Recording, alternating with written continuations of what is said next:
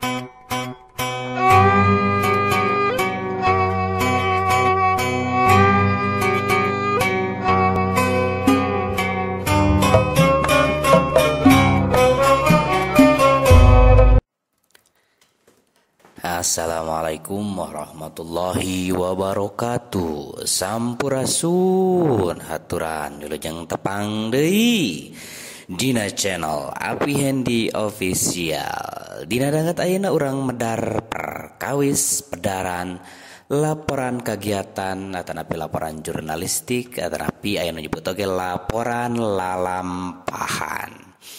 Nah, laporan teh nyaeta ngeunaan hiji kagiatan atanapi kaayaan atawa hal naon wae nu geus kaalaman atawa kalaksanakeun.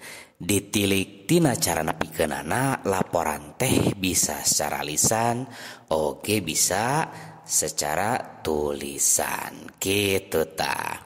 Nah, ditilik tina eusina laporan teh aya 3. Nu kahiji aya nu disebut laporan kagiatan. Eusina ngeunaan nu geus dilaksanakeun hiji kagiatan. Kitu laporan kagiatan. Jadi saenggeus urang ngalaksanakeun hiji kagiatan, ki aya nu disebut laporan kagiatanana kitu tah. Nah, anu salajengna anu disebut laporan keuangan. Ari laporan keuangan mah eusina ngeunaan kaluar asupna duit ti hiji lembaga atanapi pausahaan gitu. Nu nyusuna biasana disebutna akunting gitu. Nah, salajengna anu disebut laporan jurnalistik atanapi laporan lalampahan. Eusina ngeunaan lalampahan wartawan dina ngaliput hiji tempat atanapi hiji hal nu dipandang aya mangfaatna keur batur kitu tah. Laporan jurnalistik teh sok aya nu nyebut laporan lalampahan kitu tah. Salajengna nyusun raraga laporan kegiatan jeung laporan jurnalistik. Laporan kegiatan teh disusun minangka bukti hiji kegiatan geus dilaksanakeun.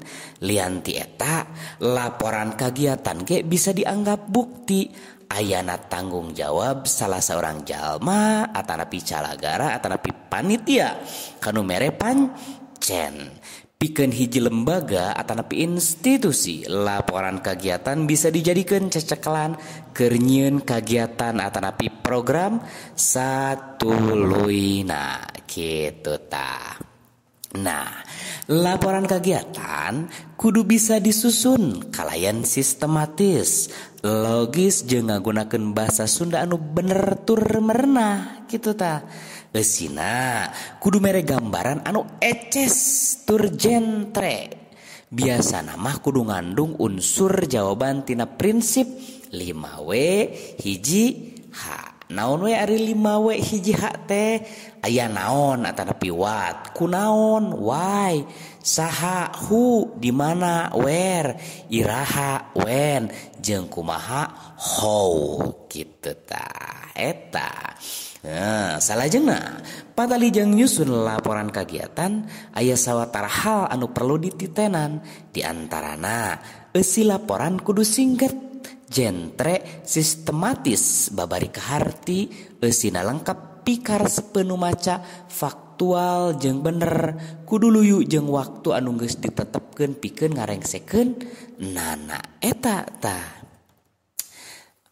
Nah, ieu mangrupa contoh sistematika laporan kegiatan. Contoh nu kahiji dina sistematikana aya anu disebut jejer kagiatan.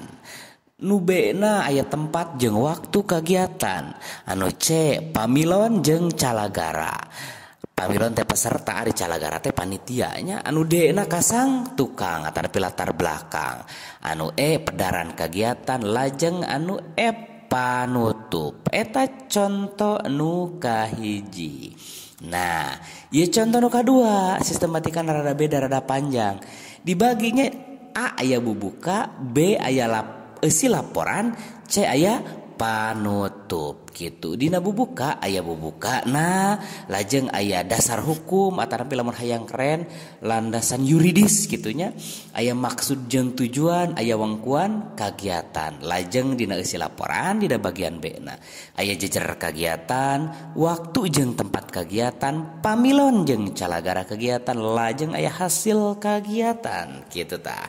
Oge nu pamungkas aya panutup. Dina panutup biasana sok aya kacindekan tapi kesimpulan oge bakal aya saran gitu.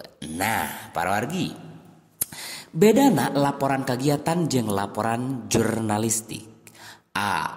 Perkara anu dilaporkeun kudu aya manfaatna keur nu maca, lantaran ari laporan jurnalistik mah engkena dimuat dina majalah atanapi dina koran gitu, atanapi tiasa oge dilaporkeun ngalangkungan warta gitu.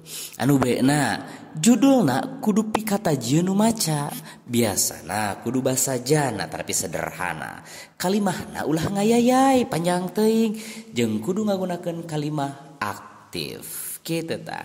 Lajeng anu C, eusi laporan ulah ngahina batur, ulah nyinggung hal nu sifatna sara, lantaran ari laporan jurnalistik mah aya kode etikna gitu. Hartina nu dilaporkeun teh kudu nya kajadian, jujur ulah bohong gitu. Lajeng anu D ngagunakeun basa Sunda anu bener tur merenah gitu tah. Nu E na eusina kudu singket tur jelas tapi kudu lengkap deh gitu. Ulah singkat tapi teu lengkap gitu.